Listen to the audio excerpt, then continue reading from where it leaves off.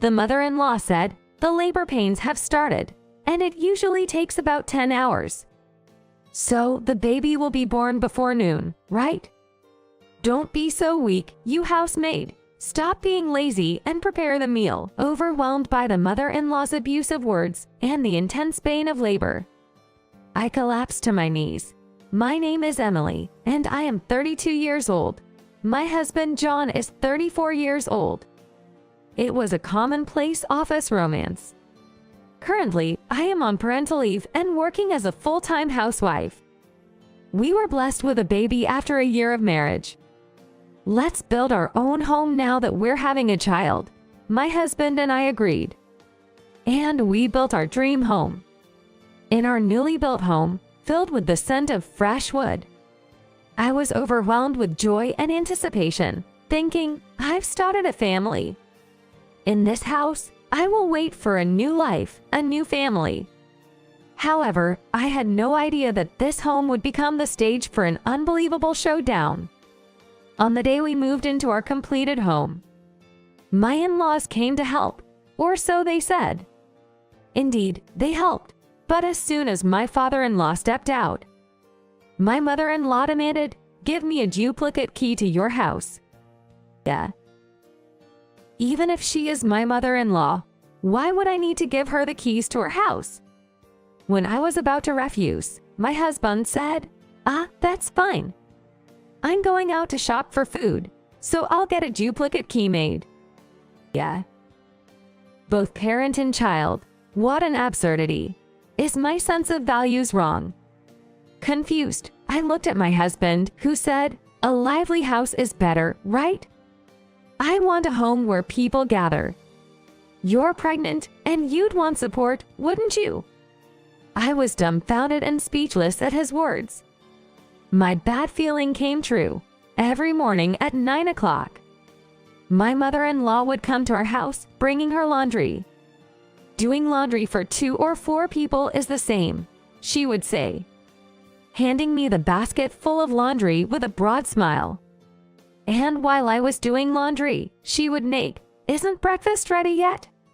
Trying to contain my irritation, I asked, "Didn't you eat at home?" To which she replied, "I fed my husband. He has early work in the morning. But I have time, so I decided to have breakfast here, breakfast at my place. Our usual breakfast is just coffee and toast for my early rising husband and melon bread for me. But when my mother-in-law visits, I have to add salad and soup to the menu." She arrogantly named it Special Morning and made it a routine to eat it every weekday morning. She would also have lunch, and for dinner, she would apply the same logic as the laundry, smiling as she packed half of the food I made into containers to take home. One day, after living like this for about 3 months, I've always been the one cooking. "Could you please help with dinner preparation once in a while?" I tried asking. Then she snapped, "You're ordering your husband's mother around. You have no respect for your elders." I was trained the same way by my mother-in-law. I don't need a cheeky daughter-in-law who talks back. Just do what you're supposed to do, quickly. I was so taken aback, I couldn't respond. Come to think of it, my mother-in-law has only ever referred to me as you or this person. While ignoring her scolding, I vaguely thought about this. Hey, about your mother. Frustrated with my mother-in-law's behavior, I tried talking to my husband. But he was of no help, saying, "There's a saying. Old age and treachery will always beat youth and exuberance. Whatever mother says is right, that's common sense in society." And so, I continued living this way until my final month of pregnancy. One day, my labor pains finally started. They began in the middle of the night, and with the pain coming at regular intervals, it was naturally impossible for me to do any housework. Amidst this, my mother-in-law entered our house without ringing the bell, using her duplicate key. She stomped her feet loudly, marching straight into the living room. "What? You haven't prepared the meal yet? You're so slow. Hurry up and do it." As usual, my mother-in-law yelled at me, full of arrogance. Normally, I would at least greet her reluctantly with a hello, but at that moment, the labor pains were so intense that even her yelling seemed distant. My sweat dripped onto the floor. Sorry, I need to go to the hospital. I am having labor pains. My voice was intermittent, matching the waves of pain. Labor pains usually last about 10 hours before the baby is born. It's not time to go to the hospital yet. Don't be such a wimp, housemaid. Isn't breakfast ready yet? I couldn't respond to her angry shouts and writhed in pain. Help, dear. My vision blurred, and my consciousness started to fade. I clung to my husband's knee, who was reading the newspaper nearby. However, my husband closed the newspaper, lightly brushed my hand away, and said, "If Mom says it takes time from labor pains to birth, then it must be true. She's given birth to 3 children after all. It's already past 9 o'clock. Isn't breakfast ready yet?" At that moment, I couldn't bear it any longer and screamed. My water broke, and I was somehow taken to the hospital in an ambulance and received treatment. It's a healthy baby boy. After giving birth, while I was dazed in the hospital room, a nurse spoke to me kindly. "You should have called the hospital when the labor pains were 5 minutes apart. You endured too much." I asked my mother-in-law and my husband to take me to the hospital, but they said it was still too early, as I explained the situation. The nurse sighed and asked worriedly, "Hey, can you go back to that mother-in-law's house and raise your child well?" True to the nurse's words, even after giving birth, I would still be called you and this person and treated like a housemaid. Holding my newborn, I wondered if I could manage. My anxiety must have shown on my face. The nurse comforted me, saying, "You're becoming a mother now. Protecting yourself means protecting your child. Take care of yourself for your child's sake." For my child, I must take care of myself. That's right. I made up my mind. The nurse patted my back with a smile. Without peace of mind for the mother, you can't properly handle breastfeeding, night crying, or even giving affection. For my child, I need to become strong. I have to be strong. While looking at my baby's hand, I clenched my trembling palm. When I returned home from the maternity hospital with my baby, there was my usual tormentor, my mother-in-law. "The housemaid is back." As soon as I entered the house, she sneered. However, my resolve was entirely different this time. I dropped my sports bag filled with hospital things onto the floor, stood up straight, took a deep breath, and then I yelled with a voice that echoed in the living room, "I am not a housemaid." My mother-in-law, who had never expected such a cry from me, shuddered and contorted her face. My husband also put down the newspaper he was reading and stared at me in shock. Old age and treachery will always beat youth and exuberance. That's laughable. You arbitrarily decided the labor would last 10 hours, and look at this hospital commotion. What's the merit of age? Just a waste of oxygen and a producer of carbon dioxide. I was surprised by my strong voice. The living room fell silent. I won't be silent anymore. I won't be submissive. To protect my child, I will protect myself as a mother. That's how I began my turnaround. The next day, my husband John went to work. We hadn't spoken since yesterday. I didn't know if he thought the housemaid treatment was wrong, or if he was just shocked by my sudden outburst, but he ate his toast quietly and left. After John left for work, I had an hour before my mother-in-law would come. During that time, I called a locksmith and had the front door lock changed. Now my mother-in-law couldn't enter with her old key.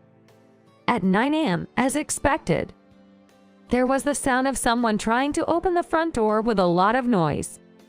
The doorbell rang incessantly, followed by loud banging and my mother-in-law's voice yelling, "What's going on? Why won't you open the door? Stop this nonsense. Are you playing games?" Her voice continued.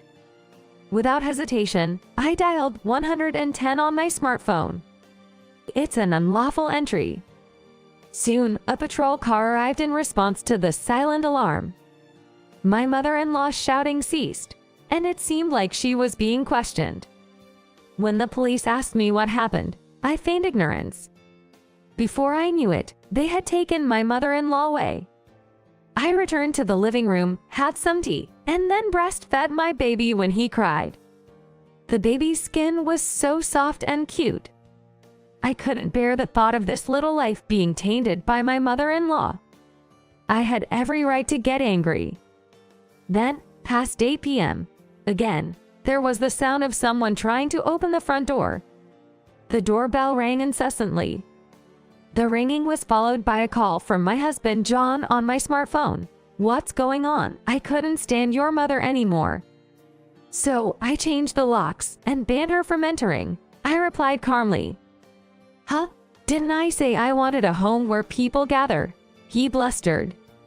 I retorted, "I prefer quiet home, a place where our family can relax. I've accommodated your wish for a year, right? Now it's time for my wish. Above all, I don't want to raise our baby in a tense environment." Wait, didn't my mom help us? As he continued to argue, I firmly said, "It was nothing but a nuisance. Even if your mother thought she was helping, I'm the one who evaluates that. And I'll never forget how she exploited me under the guise of wisdom of age. Once my maternity leave is over, I intend to return to work. I don't mind if we don't see each other anymore. I'll even tell everyone at work that you made me work until my water broke." I ended the call definitively. Afterward, I heard the sound of a car engine. Realizing John had resigned himself to go to his parents' house, I continued to watch TV, breastfed my baby when he cried, and fell asleep holding my warm, cozy baby. As expected, the next day I received a call from my father-in-law. "I want to hear the reason for all this.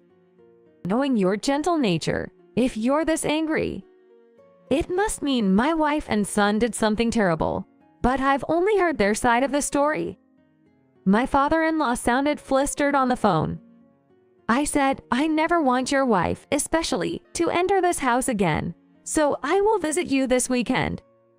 Thinking about it, it's a 1 versus 2 battle between me, John, and his mother, but I have my baby to protect. I cannot afford to lose." I prepared for the weekend showdown by rehearsing potential conversations. So I went to my in-laws' house with my baby. "Oh, how cute," said my mother-in-law as she reached out to touch the baby. I quickly brushed her hand away. "Don't touch him, you," after sending me to the hospital in an ambulance. Surprised by my use of "you," my mother-in-law blinked and stammered, "Eh." "These are the very words you've always used with me. Don't get flustered just because you're on the receiving end now," I returned her tone with equal roughness. An ambulance. Hearing it for the first time, my father-in-law looked confused. See, she hadn't told him. "Your wife almost killed me. I begged for help during unbearable labor pains, but was ignored. She even said, 'Housemaid, isn't the meal ready yet?' In the end, my water broke right there, and I was taken away in an ambulance," I said directly to my father-in-law. "What?" He was wide-eyed with surprise. "This is the proof." I slammed the emergency transport certificate on the table. A certificate with the fire chief's seal is given to those transported by ambulance. I had saved it for this day. My counterattack was far from over. First of all, since the day we moved into our new home, your wife, I laid everything bare to my father-in-law. How she came over every morning for the so-called special morning, expecting breakfast. How she brought her laundry for me to wash. She had me make all the dinners and take them home in containers. All this, right up until my water broke. I had no idea. I leave early for work every morning. He looked utterly dejected. But I suspected I might be eating the meals you cooked. The taste changed suddenly. I knew it. But I believed her when she said she was trying new recipes. In a marriage, the worst thing is lies. He spoke in a strained voice. Though my father-in-law was unaware, he was still complicit as her husband. But your wife said, I was also bullied by my mother-in-law. So you ignored your wife being bullied by her mother-in-law, just like my husband does, right? I accused my father-in-law. What? He seemed shocked by my story, briefly reeling back. My mother was already in heaven when we got married. It was my turn to be surprised. What? Everything my mother-in-law said was a lie. So, you were deceived by lies, and I was victimized by them, right? I asked, seeking confirmation. My father-in-law looked down, his face filled with regret. Yes, it seems so. I decided to deliver the final ultimatum to my mother-in-law. Is it acceptable for you to barge into your son and daughter-in-law's home? Treat me as a housemaid under the guise of being a mother-in-law. I can't raise my child in such a heartless environment. Hey, are you listening? I'm talking to you, the liar and manipulator. I had forgotten to address her as mother-in-law, like she did to me. Calling her this woman or you was sufficient. Then my father-in-law said, my wife's lies are inexcusable. But my son is equally responsible for turning a blind eye. John and his mother had nothing to say in response. Both of you are nothing but harmful to my baby's growth. Protecting myself means protecting my baby. To safeguard my child, I'm ending this relationship now. I presented the green paper I had prepared, and then I returned to work. When I resumed my job, I had thought of exposing the terrible treatment by my ex-husband John and ex-mother-in-law. But by the time I came back, John had already left the company. Probably he was afraid of being the subject of gossip. Moreover, my mother-in-law was divorced by my father-in-law. His sense of justice was deeply stirred by the continuous lies his wife told him and the bullying she inflicted on me. My ex-mother-in-law was told by my father-in-law, never show your face to me again, and she moved far away. And so, peace returned to our lives. Occasionally, my father-in-law would visit and beam with joy at the sight of his grandson. He's adorable, so tiny. When he brandished a toy as a gift, my son laughed joyfully. I want to protect this small, precious smile. May he grow up healthy, strong, and resilient. I named my son Hierarchy, inspired by a tree known for its vitality and flexibility. A symbol of a strong and supple life.